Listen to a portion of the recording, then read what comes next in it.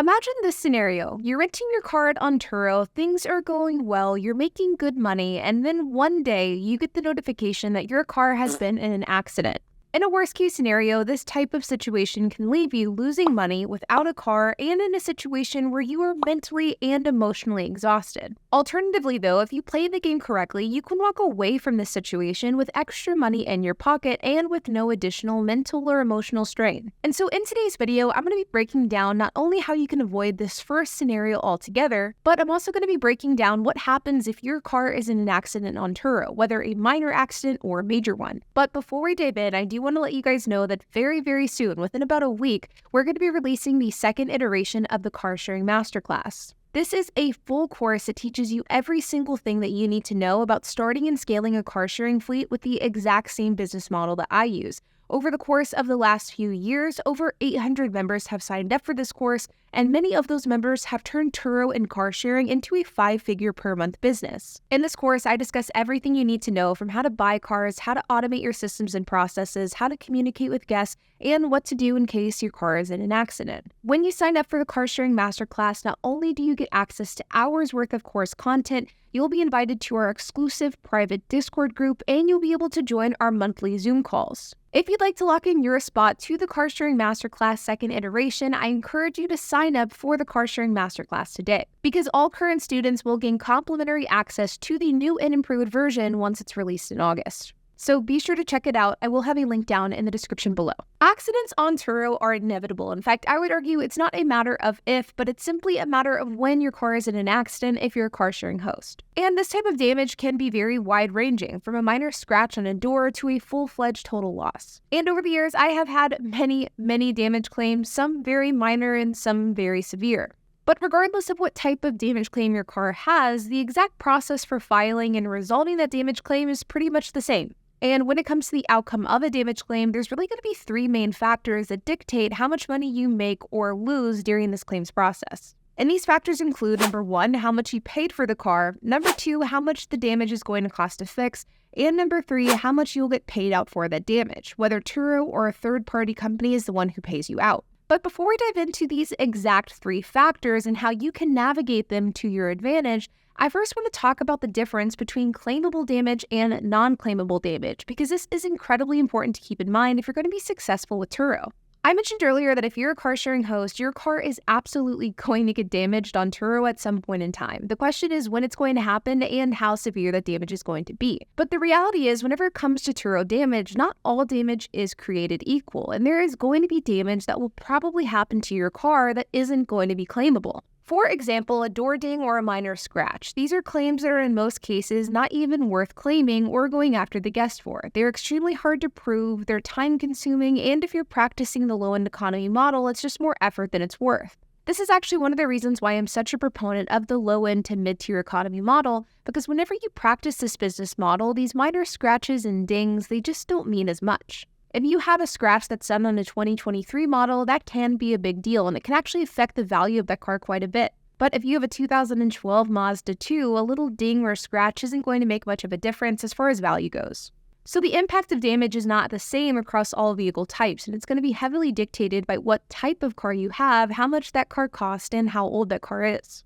Another example of a type of damage that you probably won't want to file directly with Turo is something like this. Very recently, a guest of mine returned my car with this baseball-sized dent in the bumper. I filed a claim through Turo, but because my deductible is $750 and this damage is minor, I decided to work it out with the guest. This is an option that all Turo hosts have, and depending on the type of damage that was done to your car, as well as the protection package that you have with Turo, it sometimes is an advantageous path to just work it out with the guest directly. And the success rate of doing this can be a hit or miss depending on your guest. Well, based off of the conversations that I've had with my guest, I don't know how likely it is that he's going to pay for the damage that was done to my car. So I may end up chalking this damage up as a loss, counting it as a cost of doing business, and simply not getting the damage fixed because the guest isn't going to pay for it. In this scenario, this small dent isn't going to make a huge difference with guest satisfaction or valuation for this car, so it's not the end of the world if I'm not able to get it fixed, though it can be a bit frustrating that the guest just gets to walk away without having to pay for the damage that they caused. These more minor pieces of damage are very common scenarios that you will most likely run into at some point in time if you're a car sharing host. And in these scenarios, you may find that you have to just eat the cost yourself and pay for the damage to be fixed, Or alternatively, you may end up making the decision to just not get the damage fixed at all because you weren't able to collect reimbursement from the guest. It's important for car sharing hosts to understand that there are going to be times where your cars are damaged while they're out on Turo rentals. And there may come a time wherever that damage isn't worth filing a damage claim for, or at least fighting for that claim to be approved. The claim may be too small, it may not meet your deductible, or it may be worth it to just chalk it up as a cost of doing business. Not every claim will be a win, and that's okay. On the other hand, though, you'll also have claims where you don't lose money, but you also don't make money. These are ones where you'll just simply be reimbursed and you'll break even. And in my experience, these are more often than not mechanical claims. When mechanical damage is done to your car, these types of claims are oftentimes hard to prove. And because of that, it's beneficial to go to a local repair shop and get a quote for that mechanical damage as soon as possible. Once you get that quote, you should send that over to Turo, and oftentimes Turo will look at that quote and they'll reimburse you for that amount. Of course, minus your deductible. These types of claims are not ideal because once you take your deductible into account, you oftentimes do end up losing some money, or at the very least break even. But then we of course have the claims where you can not only make money, but you can make a lot of money, and that's really what I want to focus on in this video, because that's where you can take your Turo and car sharing business to a whole nother level. This is my Honda Civic, and in May it was in a minor fender bender. I was paid out $900 for this claim, but it cost me $0 to repair because I was able to just simply buff out the damage, which means that I profited $900.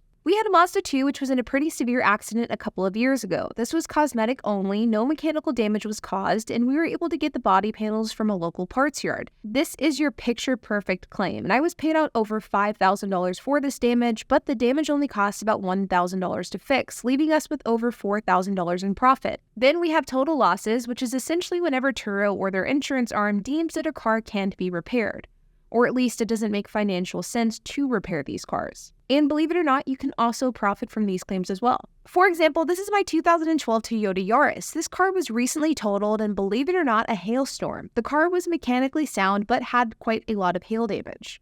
Turo gave us two different options in this scenario. They gave us a buyback option or a total loss settlement option. For the total loss settlement option, they would give us the full settlement offer for the car, at which point we would have to give the car to the insurance company. Alternatively, we could choose the buyback option where they would give us a smaller settlement for the car. We'd be able to keep the car, and then we could kind of do whatever we wanted with it, but we couldn't keep the car on Turo. We were then able to keep the Toyota Yaris. We went ahead and sold it a week later for $5,500, and we made in total $7,500 off of this car. Now, we purchased this car about a year and a half ago for $6,500. So we were able to own this car for a year. We put over 40,000 miles on it, made over $13,000 on this car while it was listed on Turo, and we were able to sell that car for $1,000 profit whenever the car was no longer able to be listed on the platform. And the thing is, these scenarios aren't the exception. They aren't rare. In fact, they're pretty much the norm and the rule whenever I'm dealing with cars and total losses in my own fleet. And so let's talk about how I'm able to accomplish this.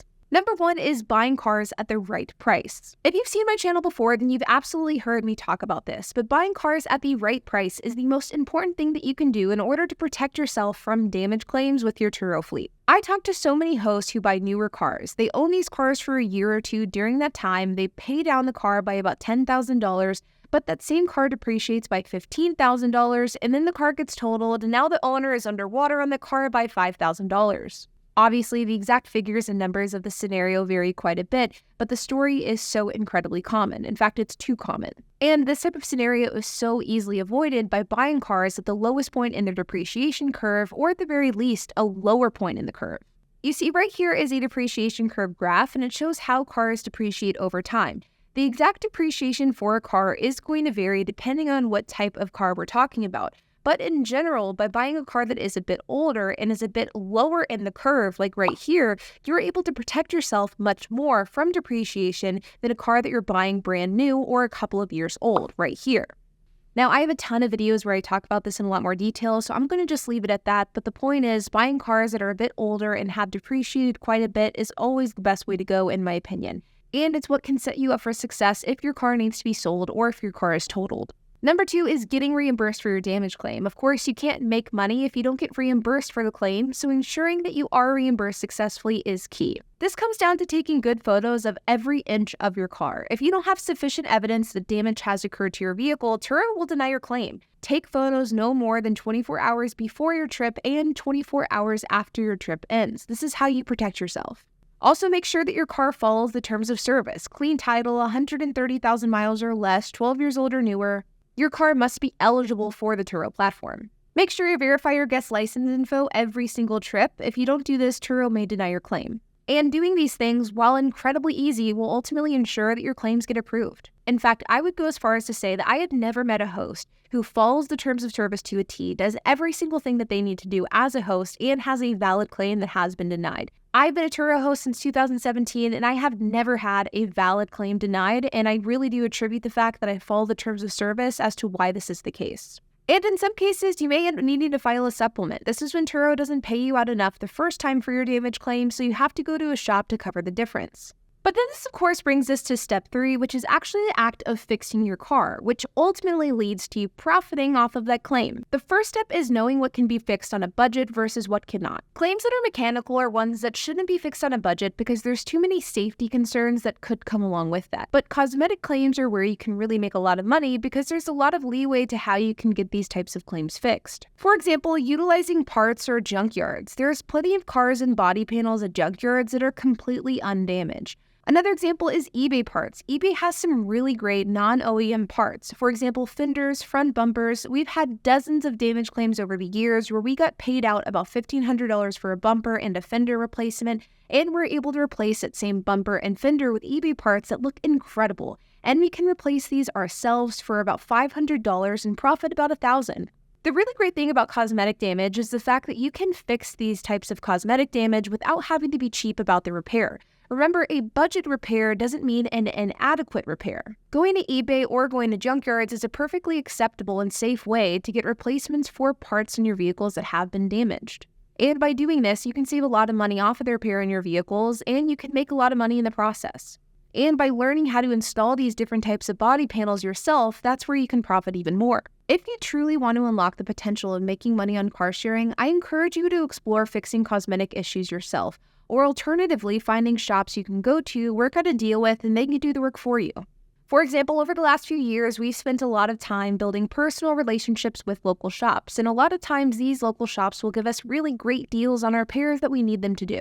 This works for both cosmetic damage, but also mechanical damage as well, and it's a great tool to utilize. And again, remember that there is a big difference between cheaping out on a repair and being cost-effective with the repair. It is never, ever recommended to sacrifice reliability or safety for the sake of saving a buck. But there's a lot of ways that you can keep safety and reliability intact while also saving money in the process, and that's what I recommend you explore. Now, ultimately, this is the summarized version of how this type of scenario plays out and how you can use this scenario in order to make some extra money. And ultimately, if and how much money you can make off of damage claims will depend on things like your protection package, what type of damage occurred, as well as what type of car you have. But this topic, as well as dozens of others, are things that I can teach you in the Car Sharing Masterclass. So if you're interested in learning more and locking in your spot to the Car Sharing Masterclass second iteration at the current price point, then I encourage you to sign up for the Car Sharing Masterclass today, because the second iteration will be coming out extremely soon. Remember, all current students will gain complimentary access to the second iteration, so sign up today if you're interested to learn how to increase your income through car sharing. Like always, you guys, I hope that you enjoyed this video. If you have any questions, comments, if you have anything to add, I would love to hear it, so make sure to leave a comment down below. And while you guys are at it, make sure to hit the like button, hit that subscribe button, and hit the notification bell, and I will see you guys in the next video.